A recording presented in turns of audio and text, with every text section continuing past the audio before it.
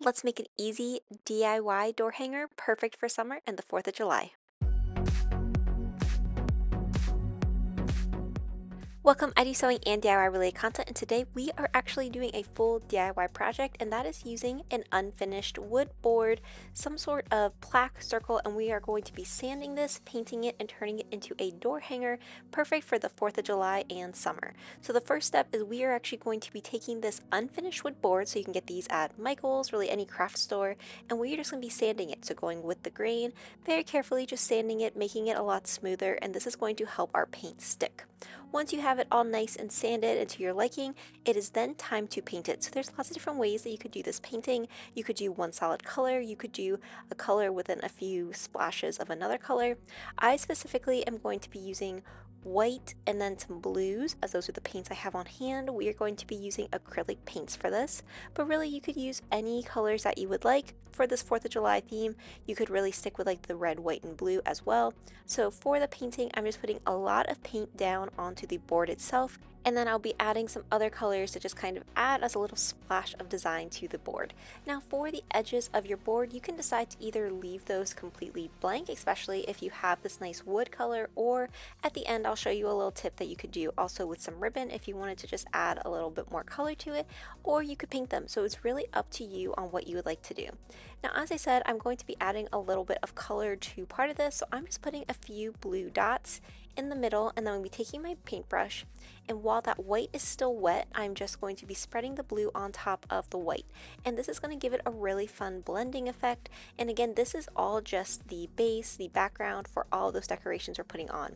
So this part does not need to look perfect, as you will be covering it up, but it's just a really fun way that you could add some more color to the board if you wanted to have it be a little bit more of a design, so it's not just all that same color throughout.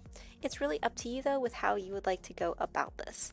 Once you have this done, you're going to let your board dry, and then it is now time to start thinking about decorations. So I'm specifically going to be using stars, and if you do not have any stars on hand, a really easy way to get star templates is to search, star template through Google, find a picture of a star that you like through images, and then pull up that image and turn the brightness all the way up on your computer or laptop. In doing that, you can then put a piece of paper over the star, and you can then just trace this out. So no printer is required. I really love this technique, and I actually did this for all of the stars that I'll be using today, and you could also make these bigger, smaller, whatever size you would like to do. Now for the decorations, you can go ahead and use something like cotton material, or you can use felt. So the nice part about felt is that the edges will not fray at all. It's very easy to cut with. I found that especially for smaller size stars, you could really just put that star template onto your felt and cut it out without doing any pinning, so this was a really easy way to do it. You can also get felt stars already pre-cut from the craft store, so that's a little shortcut if you really wanted to do something a lot easier than having to cut out all these stars by yourself. Now you can also use something like cotton material, so as you can see here I have my cotton. I'm just pinning my star down and then cutting out the star. If you do use cotton, I would say to think about using pinking shears instead of regular shears, as the edges will fray, but again, totally up to you with what you would like to do.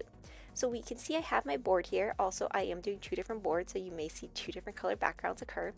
And I'm just going to start laying out all of my stars to get an idea for what type of pattern I would like to use. This is really where, this can be a whole family project where you can have everybody get involved with deciding how they would like their stars to be laid out. You could use different shapes as well. You could go with circles. You could really go with whatever shape you wanted. In addition, you could add letters to it. You could add decorations. There's a lot of different ways that you can have fun with all of these stars, removing them, deciding how you want the layout to be. It's really up to you for how you would like your board to look.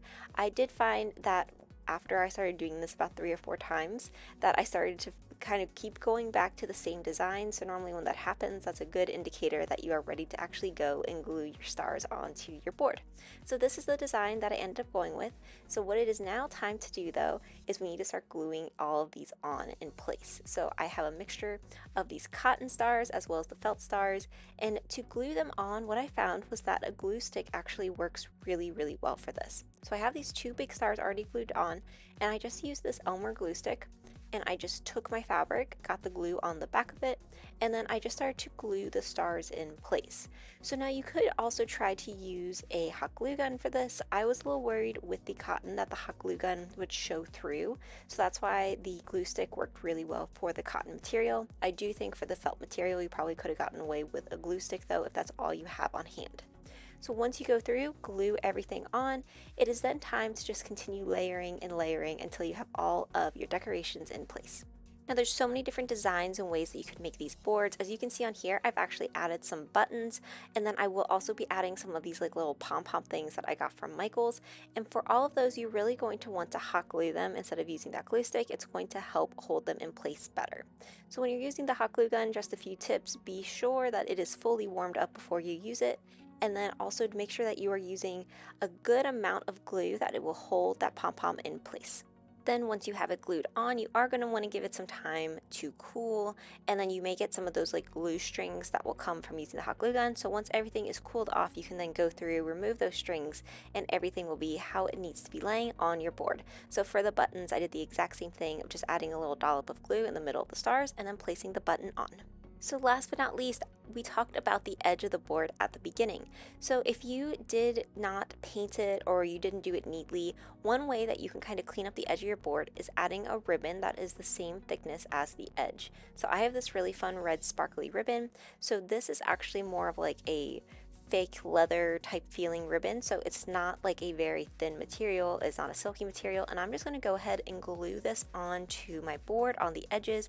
So putting a very thin layer of the hot glue and going all the way around and gluing this in place. So what I love about this is it really cleans up the edges of the board, gives it a really clean and neat feeling, and then it also adds some sparkle around the edges that I think will be pretty with the sun. So this is just a really simple way that you can clean up your board if you needed to, if some of the paint had dripped over. If you didn't want to go through the process of trying to paint all the edges, you could just add some ribbon and clean it up that way. So here is what the edge looks like. It looks really fun and sparkly and perfect for the 4th of July and for summer. So once you have everything glued on, if needed, you can also glue on a little twine or ribbon for the top of your board. When you're doing that, be sure that it is really held in place. The boards I got already came with some, so it was nice that I didn't have to do that additional step. There's so many different ways that you can decorate these boards though. You can add letters, you can just add stars. It's really up to whatever you would like to add to it, and I hope that you have fun with this creative process. If you enjoyed this DIY and want to see more DIY and sewing videos, let me know. Be sure to like, comment, and subscribe, and I will see you in the next video. Thanks for watching.